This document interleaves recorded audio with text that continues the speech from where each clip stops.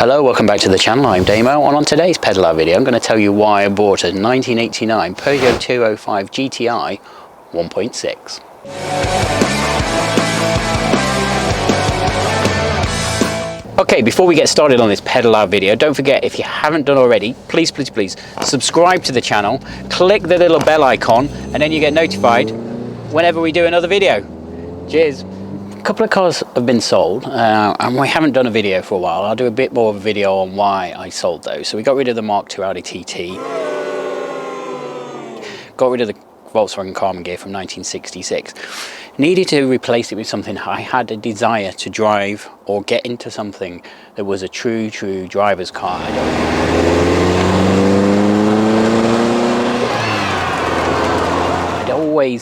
I never lusted after these when they were new. I was probably never going to get insured in them when these were first out. I'm not quite that old to have been able to drive this when it was brand new anyway. So I never I wasn't a big fan, if I'm honest, in the early 90s when they came out. I did become a fan in the early 2000s. When I ran my first 944, I looked at a couple of these, thinking about getting one as a second car for a run around, really, and looked at a few but never actually did it. I bought something else instead, which was probably a mistake.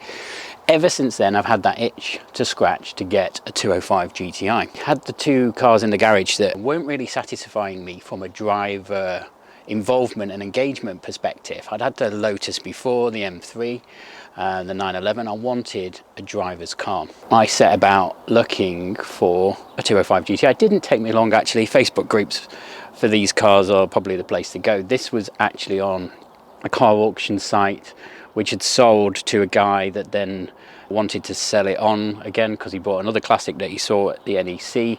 So I went in there and grabbed it. I did look at another one which was for sale with by a really nice guy, also on Facebook. It was a 1.9, it was a phase 2, this is a phase 1.5, so it had the clear lenses, it had discs front and rear, it had the kind of cleaner side bolsters. Are they leather on the side? I don't know, this is all cloth. But for one reason or another, I decided, well, kind of wanted black as well, if I'm honest. Quite like black. And yeah, here it is, the 1.6 version, which is, I suppose, was always arguably seen as slightly the lesser car. But when you're driving it, well, I'll get her out in a second, it's really peppy. It's nice and revvy. So the 1.9 had a bigger kind of bore and stroke, whereas this is a lot more lively as a car to drive. It's really cool. You will notice, I suppose, non-standard to the 1.6, these wheels, these are the 1.9 wheels. There is a set of 1.6 wheels in the garage. They're 14-inch, they need a refurb, which I will get done at some point because I kind of prefer the originality of it. Everything else on this car is original, including the amber lenses, which again I did consider changing for clears, but it's not period, it's not how the car would have come. And I actually, now if you've asked me this a few years ago, and I probably always say this, I used to prefer the clear version, the kind of, it just looked more modern, the later cars, the phase 2s. But having owned this for a while, with the black, the contrast with the amber lenses, really like it. Don't know what it is, it's just got something about it. I find this car really, for a little hot hatch, and I'm not a hot hatch person, never really have been, it's really growing on me. It really starts to appeal to me, so it is cool. So let's get out, let's have a little drive, and we'll talk a little bit more about it. Right, so here we are then inside the 1.6 GTI. It's old school. I said this before, key. Although the 1.9 I looked at did have a very early remote central locking blipper, this one is old school. It doesn't. And I quite like, there we go. I quite like the key manual nature of this car. The fact that everything goes off the key, there's no fancy central locking. It's obviously of a time, a more simple time, and I suppose that was another reason for getting the car. One of the sun visors is vibrating, quite a lot of vibrations in here, so you don't get the safety features you would get on any sort of modern car in terms of airbag, side impact protection, anti-lock brakes, that kind of thing. You get in the 1.6 discs at the front, drums at the rear, cloth interior. This is the phase, they call it 1.5 or 1.5. Phase 1.5 is like the phase 1, a very few modifications, but mainly to the interior and the dash. Still with amber lenses. They still did a 1.9, well, yeah, so they did the phase 1 with the 1.9 and 1.6. They had a 2-spoke steering wheel as opposed to the sort of 3-spoke that we're all used to seeing now in 205 GTIs. That was the sort of 1.5. Then the phase 2s came out, clear lenses, a few more safety options later down the line as well, like ABS and other bits and pieces. But yeah, you got clear lenses. But the cloth interior stuck for the 1.6, as did the kind of discs up front and drums behind. Kind of like a mild overhaul, I guess you could say. So, yeah, I didn't set out for any particular preference for the 1.6 over the 1.9, but obviously, mentioned this before, it is quite a revvy engine. You get about 115 brake horsepower, doesn't set the world on fire, but the thing weighs about 860 kilos, which isn't very much at all. You get that sweet, here we go, it just wants to go. Sweet, revvy engine that's just so eager and keen.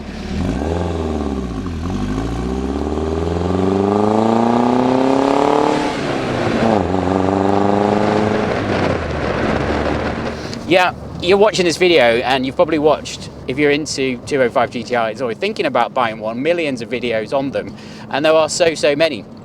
They cover the fact that it is almost, I suppose, renowned for its being the king of the hill from the sort of ultimate GTI hot hatch available. So its sort of reputation precedes itself. You know that if you're watching this.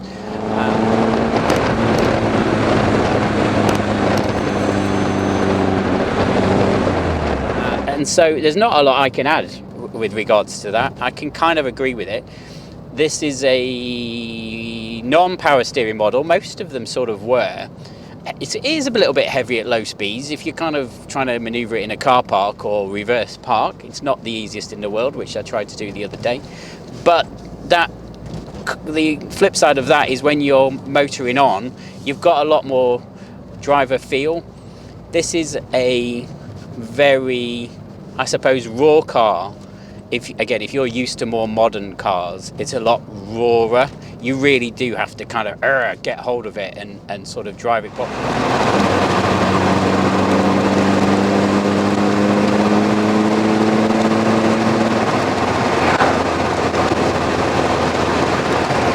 And that's another thing I like. This car reminds me of the cars that I first drove when I passed my test and was sort of growing up. It's like the best version of those. So for me, you know, back then you didn't really care about kind of bells and whistles and features and stuff. You just cared that you got in a car and you could drive and it works. So it is quite nice to be in the sort of best version of one of those things from that time, even though I said this before, I didn't really necessarily lust after them back then. They were just so far out of reach. But yeah, having this now and it being sort of French, grey plastic interior, that was synonymous with the 1.5s. They made it more black in the phase 2s. Having that with the key, the manual key and all the rest of it, it makes it all feel, I don't know, a little bit nostalgic. More nostalgic than the Karmann Ghia, because I was never around when the Karmann Ghias were about. So I know this is all personal to me, but the Karmann Ghia was something a car that I'd always wanted. I think I will probably get another one, but it wasn't giving me the fizz that I was demanding in terms of a driver's car. Neither was the TT really. So although that was a very fine car, very noisy and what have you, just by the handling and the poise, I wanted something a little bit more involving and engaging. And that was those are the reasons why I got this. And yeah, no sort of regrets so far. You do sit, it's not a sports car, obviously, and again, it's not, you know, it is a hot hatch, and I'm not the biggest fan of hot hatches, but this, you can't kind of pass it up. If you're a petrol head and a motoring enthusiast of any sort, you do probably have to get yourself into a hot hatch at some point. This front wheel drive little French mini rocket is so much fun after all these years as well. So It's wearing its miles really well. It has been very, very well looked after by the previous owners, and whoever owned it before, well, I know the guy who owned it before, indirectly from Twitter. If you are watching, hello. You're getting like 125 bhp per ton. 0 to 60, nobody really cares, but again, I'm comparing it to the classic Karmann Ghia that I had, which barely got to 60. You're getting there in around 8.5, 9 seconds. And top speed about 100, it got 140 as the top thing on the dial, but about 121. I wouldn't fancy going anywhere near 100 miles in this car. 100 miles an hour. This car sits at 129,000 miles. It has a absolute stack of bills. Its MOT history goes all the way back as far as it can online digitally, and there was some from before that as well, which is really good to see, and obviously quite reassuring. The history of this car is quite interesting as well once you delve into it, and so much so I think I'll do a video on it, because I'd like to know more about its history and get in touch with sort of the previous owners, because that sort of stuff's quite cool and interests me. But it was owned by Customs and Excise, basically, so the government owned this car from new. They were the first owners of this car. So it did work for Her Majesty's Customs and Excise in London. Did a lot of its miles. Looking at the service receipts, I think it did about 60, 70,000 miles in like the first 3 years of its life. Then they put it out to pasture, so to speak. It went to ADT auctions, sold for a very small sum of money to somebody who I'm going to try and get in touch with, who then kept it for about 12 years, really looked after it. They, I think, got the sunroof fitted. It is a dealer fitted sunroof. It's the pop out one, so it's not factory as such, but it's a Peugeot pop out sunroof. There is a little odd lock as well, like a filing cabinet lock on the outside of the car, which is a bit odd too. Well, what is that doing there? Why would somebody do that? Having read the history, I sort of think it's something to do with the equipment that was in this car for HM Customs and Excise, because there was a receipt for the strip out of the equipment in this car when it was, before it was put through in auction. So whatever they were doing with it, whatever equipment it had in it, was all taken out. But I think the little weird lock thing is sort of left over from it. It's a little bit of history about the car. Oh, you can feel the kind of how firm the suspension is in it. I don't think it's certainly not got non-standard suspension. It's all very standard. It may have been replaced at some point. It does look quite old. It's probably one of the things I'm going to kind of put on the to-do list to get sorted out. What's wrong with it? If I was being super picky, there's a few oil leaks. I think it's the rear main seal. It's going into pug one off to have that looked at. Cam belt, don't know when it was last done, don't want to take the risk, going to get that done. Hopefully they'll give it a once over. And as I say, yeah, the suspension, it probably would be quite nice to maybe look at and do. For a nearly 34-year-old car, nearly 34 years old, 5-speed manual, 1.6 front-wheel drive Peugeot Gti 205.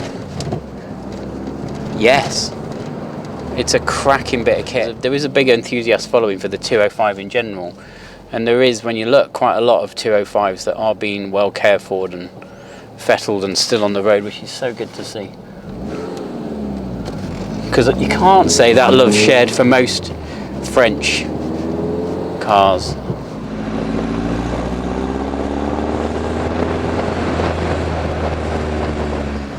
We plan to do some more videos on this car. I'm going to try and cover different aspects of it.